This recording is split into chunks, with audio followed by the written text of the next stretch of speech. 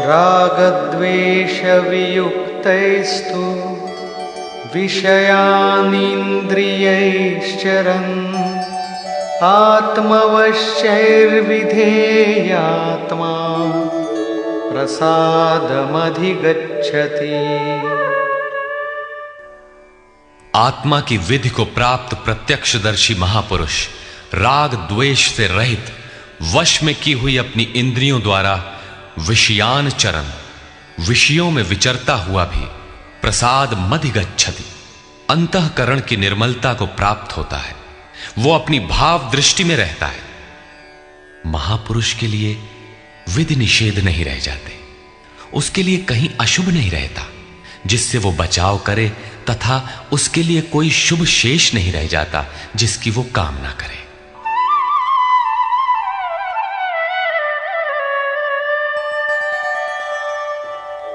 प्रसादे सर्वदुःखानां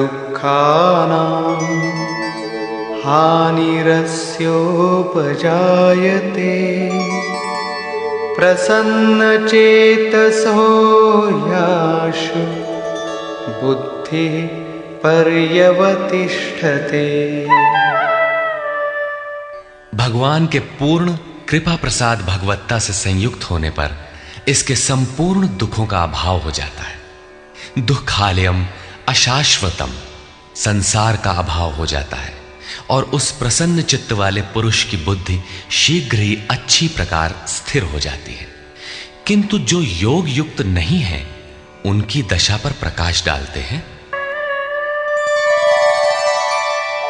नास्ति बुद्धिरयुक्तस्य न चायुक्तस्य भावना न चाभावयतः शान्तिः अशान्तस्य कुतः सुखम्। योग साधन रहित पुरुष के अंतःकरण में निष्काम कर्मयुक्त बुद्धि नहीं होती। उस अयुक्त के अंतःकरण में भाव भी नहीं होता। भावना रहित पुरुष को शांति कहां और अशांत पुरुष को सुख कहां। योग क्रिया करने से कुछ दिखाई पड़ने पर ही भाव बनता है। जाने बिनु ना होई प्रतीति, भावना बिना शांति नहीं मिलती और शांति रहित पुरुष को सुख अर्थात शाश्वत सनातन की प्राप्ति नहीं होती।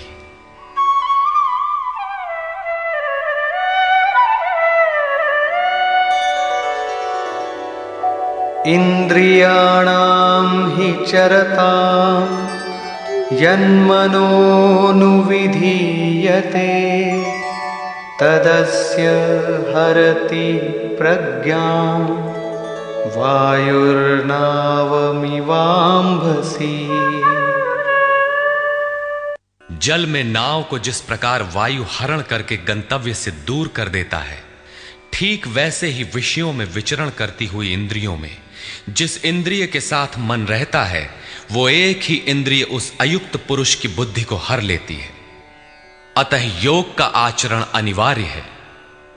क्रियात्मक आचरण पर श्री कृष्ण पुनः बल देते हैं। तस्माद्यस्य महाबाहो निगृहीतानि सर्वशः इंद्रियाणीन्द्रियार्थेभ्यः तस्य प्रज्ञा प्रतिष्ठिता। इससे हे महाबाहो, जिस पुरुष की इंद्रियां इंद्रियों के विषयों से सर्वथा वश में की हुई होती हैं, उसकी बुद्धि स्थिर होती है। बाहु कार्य क्षेत्र का प्रतीक है। भगवान महाबाहु एवं आजानुबाहु कहे जाते हैं। वे बिना हाथ पैर के सर्वत्र कार्य करते हैं। उनमें जो प्रवेश पाता है या जो उसी भगवत्ता की ओर अग्रसर है वो भी महाबाहु है। श्री कृष्ण और अर्जुन दोनों को महाबाहु कहा गया है।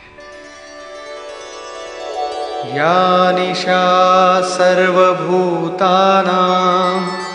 तस्यां जागर्ति संयमी यस्यां जागृति भूतानि सा निशा पश्यतो मुनि।